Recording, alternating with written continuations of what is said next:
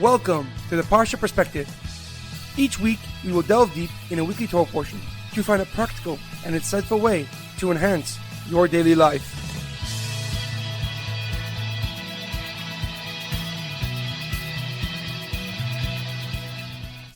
Thank you for tuning in.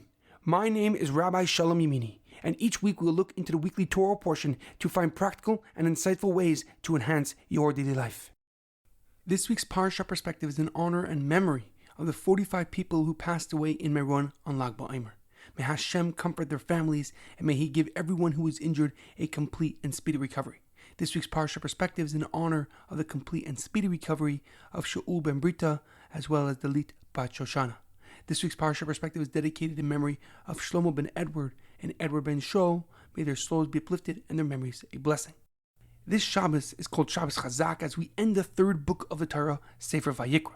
Our parshas begin with an overview of the laws of Shemitah and Yovel. Shemitah is a 7-year cycle in which we may farm the land for 6 years. However, we must let the land rest in the 7th year. The Yovel cycle, which also requires letting the land rest, is the first year after 7 Shemitah cycles. And in this year, all Jewish slaves must be released and all properties are reverted back to their original owners. The Torah then lists the amazing rewards that Hashem will give us and bestow upon us for the following the Torah and listening to His mitzvahs. However, the Parsha also informs us of the punishments, heaven forbid, that will be given if we disobey God's commandments. However, a question comes to mind. Why do we end off the book of Vayikra, which is primarily focused on Kohanim in the Mishkan, with the mitzvah of Shemitah? Shouldn't we finish Vayikra with mitzvahs, with commandments that are connected to the Mishkan or Beis HaMikdash? And furthermore, this is not the first time we are commanded about the mitzvah of Shemitah. We learn about Shemitah in Parshas Mishpatim in Shemais, where it says 6 years you shall sow the land, but in the 7th year you must let the land rest. Why does the Torah repeat this special mitzvah at the beginning of our Torah portion? The Chizkuni, the famous French rabbi from the 13th century of Chizkiah ben Mana, answers this question by explaining what is added at the beginning of our Parsha. He writes that our Parsha attaches another mitzvah to the mitzvah of Shemitah, Yovel.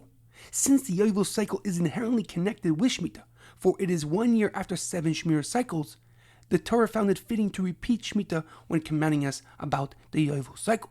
The Chizkuni continues that it is actually the Sanhedrin's responsibility, the Jewish Supreme Court's responsibility to keep count of the Shemitah and Yovel cycles. And since the Lishkas Palhedron, the chamber of stone in the courtyard of the Beis HaMikdash, served as the seat for the Sanhedrin, the Torah finishes off Vayikra with these unique mitzvahs. However, Rabbi Sachs, of blessed memory, in his book Covenant and Conversation, gives a deeper and more profound explanation.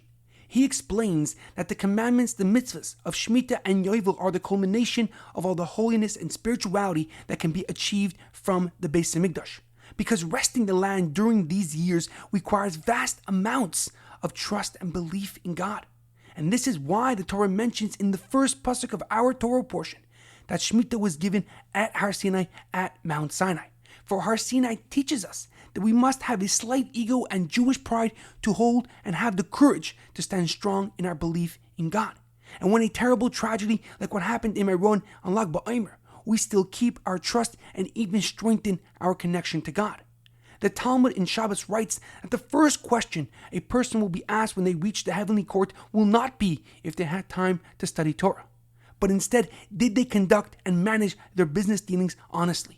Rabbi Sachs explains that the pinnacle of holiness is when it directly affects and changes your physical life, that your daily routine and activities are changed not only to fit the laws of society, but the sanctity of God Himself. In our daily life, it is imperative that we understand that beyond all religiosity or devotion to God, we must first be a kind and benevolent people. We can never use our faith in God to be hostile or combative with any person, for we are all part of God's creation. And moreover, the fact that we have a connection to God obligates us even further to be sympathetic, understanding, and charitable to the less fortunate. This idea was displayed and demonstrated after the horrific tragedy at Meron last week, when thousands of people lined up to donate blood to those in need, and this was done irrespective of knowing or agreeing with those who were injured. And in the merit of this amazing demonstration of unity, may Hashem comfort the families that have lost their fathers, husbands, or children, and may He give a complete and speedy recovery to all those who were injured. There's an amazing quote that I once heard. Individually, we are a drop, but together we are an ocean. Have a great weekend and good Shabbos.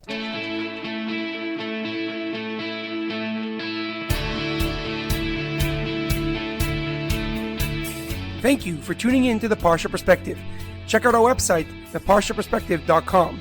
Send thoughts and comments to theparshaperspective@gmail.com. Till next time, thanks for listening.